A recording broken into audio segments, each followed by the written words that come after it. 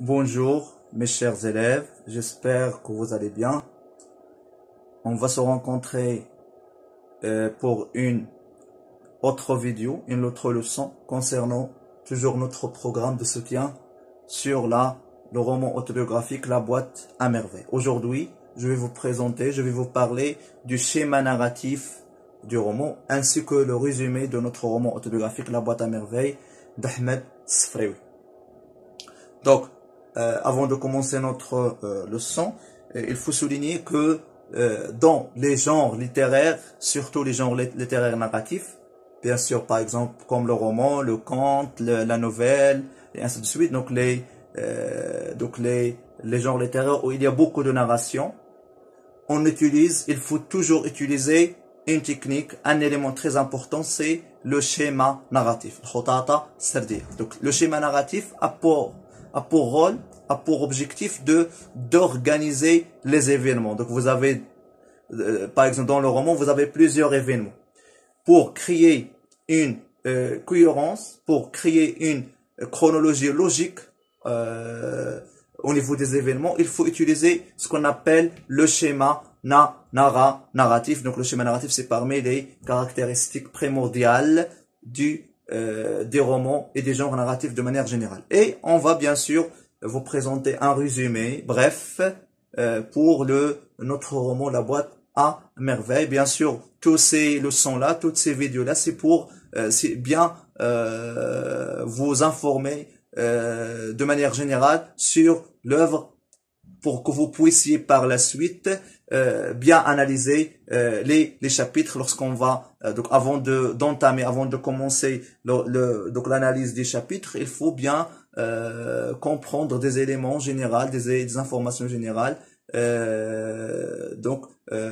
sur notre roman autobiographique étudié. Voilà. Donc, on commence d'abord par le schéma narratif de roman. Donc, le schéma narratif de manière générale se compose de 4 étapes. On peut parfois utiliser 5 étapes. Donc, ça dépend de chaque vision. Donc, bien sûr, l'essentiel est que dans le schéma narratif, on commence toujours par la situation initiale. On informe sur le lieu, sur le temps et sur les personnages du récit. Par la suite, on passe à l'élément perturbateur, par la suite au péripéties et par la suite à la situation finale, bien sûr. Donc, la situation initiale se compose bien sûr ou se caractérise, pardon, de la tranquillité. Donc, on commence le roman par une certaine tranquillité, par un certain calme qui caractérise la vie quotidienne des personnages. On informe aussi le lecteur sur le temps de l'histoire, sur le lieu, ce qu'on appelle le cadre spatio-temporel, pour bien ancrer le lecteur et les lecteurs de manière générale dans l'atmosphère du récit, pour bien assimiler les fils conducteurs du récit. Donc dans notre roman La boîte à merveilles, la situation initiale correspond au narrateur personnage, donc l'auteur narrateur personnage. Et bien sûr, surtout on parle ici du narrateur personnage, c'est du Mohammed, puisque l'auteur Ahmed Sfraoui est différent du narrateur personnage. On a déjà expliqué ça. Donc le narrateur personnage vit avec ses parents. Rien ne perturbe sa vie heureuse. Donc ils ont une vie heureuse. Cette phase occupe une place importante dans le récit. Ça veut dire du chapitre 1 jusqu'au chapitre 8. Donc c'est un élément très important. Donc le roman se compose de 2 chapitres. On a donné plus que la moitié à la situation initiale. Donc pourquoi? C'est pour donner plus d'informations sur la vie du narrateur et sa famille, et par la suite c'est en relation avec l'objectif de l'auteur. Pourquoi on a dit que on est en train de publier des romans autobiographiques, des romans qui appartiennent à la littérature maghrébine d'expression française? On a déjà expliqué ça. On a dit que c'est pour informer le lecteur étranger, surtout le lecteur français, sur les traditions, sur le patrimoine, sur la civilisation, sur la culture marocaine, bien sûr, qui caractérise notre pays. Donc, pour donner plus d'informations, on aura besoin d'une longue période donc de narration dans le roman. C'est pourquoi on a réservé plus que la moitié. Donc 8 chapitres.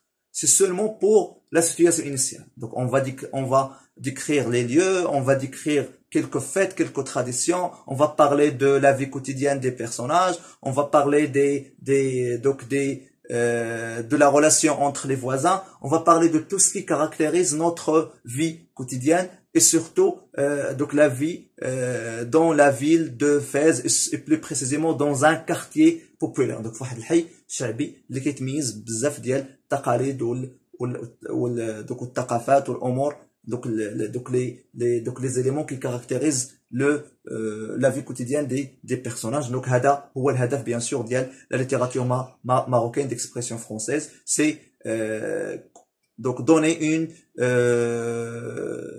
belle image sur le Maroc et ses traditions, bien sûr, pour corriger donc l'image, la fausse image prise par les Français et les étrangers sur le Maroc. Donc l'objectif de manière générale de ce roman et de la littérature marocaine d'expression française, c'est, vous retenez cet élément, c'est réhabiliter, donc réhabiliter la culture marocaine, la civilisation marocaine, les traditions marocaines et tout ce qui caractérise le Maroc.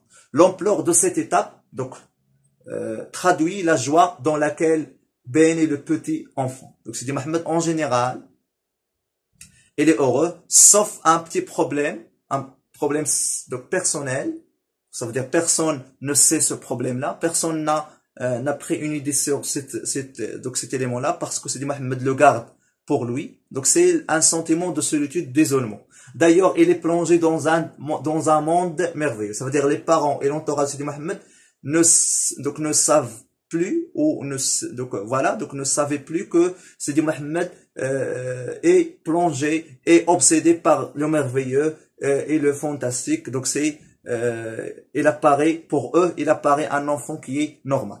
Donc c'est la situation initiale, bien sûr, qui a donné plus d'informations sur le roman. On passe maintenant à l'élément perturbateur. Ça veut dire quel est l'événement, quelle est l'action, quel est le fait qui va perturber la situation initiale. Donc, bien évidemment, c'est ce qui trouble cette joie et ce bonheur, c'est la ruine du père qui a perdu son capital. Donc, la ruine du père qui a perdu son capital, l'argent qu'il portait sur lui est tombé quelque part dans un souk. Donc, cet événement va secouer la vie tranquille et calme des personnages. Donc, bien sûr, on est devant un problème. Donc, l'élément perturbateur correspond toujours à un problème.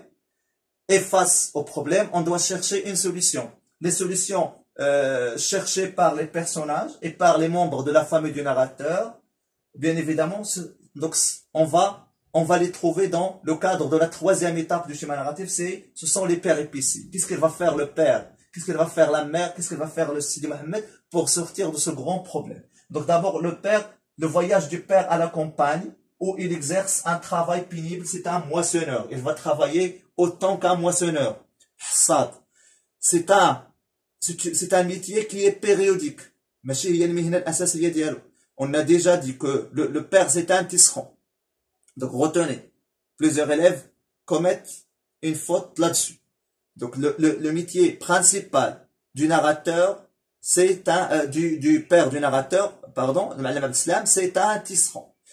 Le moissonneur, c'est un travail périodique, donc pour sortir de cette crise, il va travailler autant qu'un moissonneur afin de pouvoir amasser de l'argent nécessaire pour se rétablir dans son atelier. Le congé accordé au petit qui ne va pas à l'école coranique à cause de sa faiblesse. Donc le narrateur ne va pas refuser d'aller à l'école coranique puisqu'il est triste, il était aussi malade à cause de sa faiblesse et à cause de sa grande tristesse, surtout après le départ du père. Et vous avez la tristesse de la mère qui se rend au mausolée et consulte les voyants.